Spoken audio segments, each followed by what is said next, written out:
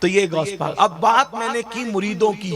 میرا مرید بدبخت نہیں، توبہ سے پہلے مر نہیں سکتا، بلکہ یہاں تک فرمایا اگر میرے مرید کا حساب ہوا تو اللہ مجھے یہ اذن دے گا کہ میں اس کے حساب میں اس کی مدد کروں. بلکہ فرماتے میری تمنا تو یہ ہے دنیا میں مرے کوئی بھی، جب قبر میں اس سے سوال ہو تو اس کی قبر میں جواب دینے کے لیے میں پہنچ جاؤں.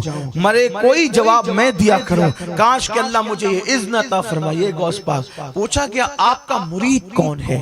تو غوث پاک فرماتے ہیں جو میرے مریدوں سے مرید ہو وہ میرا مرید، جو میرے سلسلے کے خلفاء سے مرید ہو وہ میرا مرید.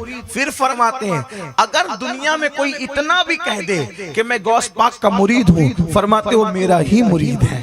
جو مجھ سے محبت کرے وہ میرا ہی مرید ہے، جو مجھے چاہے وہ میرا ہی مرید ہے، جو میرا نام لیوا ہے وہ میرا ہی مرید ہے. پتا چلا کہ جو غوث پاک کا نام لیوا ہے، اور میں سمجھتا ہوں اہل سنت میں جتنے سلسلے ہیں، چاہے چشتی ہو، چاہے نقشبندی ہو، چاہے سہروردی ہو، چاہے رضوی ہو، اشرفی ہو، برکاتی ہو، ابو لولائی ہو، مداری ہو، جتنے بھی سچے اہل عقیدہ ہیں وہ سب لوگ غوث پاک کو مانتے ہیں اور غوث اعظم کے ماننے والے ہیں. تو جو غوث پاک کا نام لیوا ہے، جو غوث پاک کا چھانے والا ہے، جو غوث پاک کا دم بھرنے والا ہے، وہ قادری ہے. اور ایک بات اتنا عرض کر دوں میرے عزیز، کپڑا پکڑنے سے وہ نہیں ملتا جو دل کسی کو لگانے سے ملتا ہے. اصل چیز تو دل کا سودا ہے. اسی لئے رسول اللہ نے فرمایا تقوی یہاں ہے، پرہیزگاری یہاں ہے، خلوص و وفا یہاں ہے.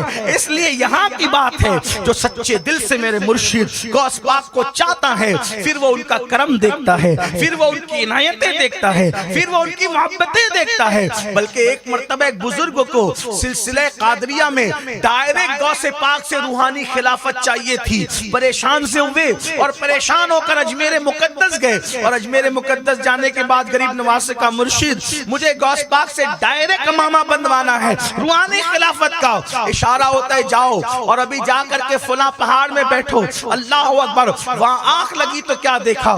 سرکار غوثیت ماب خواب میں آئے اور آپ کے سر پہ قادریت کے خلافت کی امامہ سجایا. یعنی آج بھی کرم ویسے ہی برس رہا ہے، چھما چھم برس رہا ہے، عنایتیں ہو رہی ہے. وہی بادہ ہے، وہی جام ہے، وہی ساگر ہے، وہی سرائی ہے، وہی میخانہ ہے، وہی بس بات اتنی ہے. ساقی وہی ہے، کسی میخار کی ضرورت ہے. جام وہی ہے، کسی میخار کی ضرورت ہے. سرائی وہی ہے، ساگر وہی ہے، کسی میخار کی ضرورت ہے. جب کوئی اہل ظرف آتا ہے تو اس کو آج بھی نوازا جاتا ہے. لیکن بس اپنی گفتگو کو سمیٹتے ہوئے آپ سے پوچھتا ہوں، اس مقام اور اس مرتبے کی ہستی، اس مقام اور اس مرتبے کی ہستی جب حج کے لیے جائے تو کعبے کا غلاف پکڑے اور غلاف کعبہ پکڑ کر اللہ کی بارگاہ میں عرض کرے مولا عبد القادر کے اعمال اگر تیری بارگاہ میں قبولیت کے قابل نہ ہو، جملے پر توجہ کریں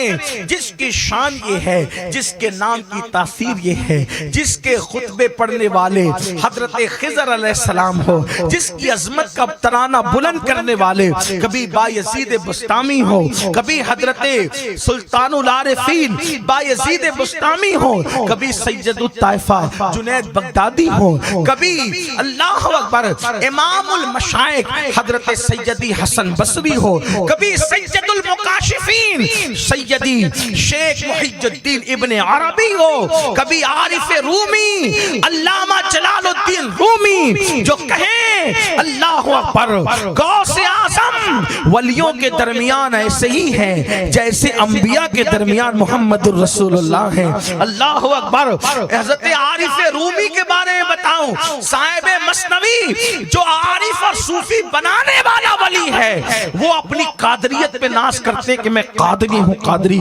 اندازہ فرمائیں حضرت امام یافعی اللہ اللہ، یہ سارے بزرگ جو بڑے بڑے آپ کو نظر آ رہے ہیں یہ قادریت کے رنگ میں ڈوبے. شیخ محقق شیخ عبداللہ محدث دہلوی قادری ہیں. اللہ اکبر. مجدد الفسانی نقشبندیت سے مشہور ہیں، لیکن ان کے والد کے ذریعے سے وہ بھی قادریت کے رنگ میں رنگے ہوئے تھے. خواجہ باقی باللہ ان کے پیر و مرشد پر بھی قادریت کا رنگ تھا، حتیٰ کہ وہ جو نقشبندی کہلاتے ہیں شاہ نقشبند حضرت سیدی بہاؤالدین نقشبند رضی اللہ تعالیٰ عنہ جب بغداد گئے تو تو وہاں ان کی جالیوں کے قریب پہنچ کے کہتے ہیں میری ایسی مدد کیجئے کہ لوگ آپ کو دستگیر کہیں. تو قبر سے جواب آیا اے دنیا کو چمکانے والے, لوگوں کو ایسا چمکا کہ لوگ تجھے نقش بند کہیں.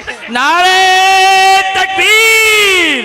میرے امام کہتے ہیں مزرعہ چشت بخارا و عراق و اجمیر, مزرعہ چشت بخارا و عراق و اجمیر, کون سی کشت پہ برسا نہیں جھالا تیرا, وہ کوئی سلسلہ ہو ہر سلسلے کے اندر غوث اعظم کا فیض کسی نہ کسی اعتبار سے شامل ہے. جیسے ہر کھانے کی لذت کے لیے نمک شامل ہوتا ہے, ویسے ہر سلسلے کے فیض کی برکت کے لیے قادریت کا فیض اس میں شامل ہوتا ہے, قادریت کا رنگ اس میں شامل ہوتا ہے. کسی اعتبار سے ہو لیکن ہوتا ضرور ہے. تو یاد رکھنا سرکار غوث اعظم اس مقام اور منزل کی شخصیت. اللہ اکبر, آپ کو حجت اللہ کہا جائے, اللہ اکبر, آپ کو حجت اللہ کہا جائے, محی الدین کہا جائے, آپ کو باز اشرف کہا گیا ولیوں کی کائنات کا. لیکن اس کے باوجود جملوں پہ غور کریں, کہتے ہیں اللہ عبد القادر کے اعمال, کب کعبۃ اللہ کا گلا پکڑ کر عبد القادر کے اعمال اگر تیری بارگاہ میں قبولیت کے قابل نہ ہو, یا عبد القادر کے اعمال تیری بارگاہ کے لائق نہ ہو, تو قیامت کے دن عبد القادر کو اندھا اٹھانا تاکہ تیری بارگاہ میں شرمندگی سے محفوظ ہو جائے. اب آپ سے پوچھنا چاہتا ہوں, اتنے مرتبے پا کر بھی اللہ کے خوف اور اللہ کی خشیت کا یہ عالم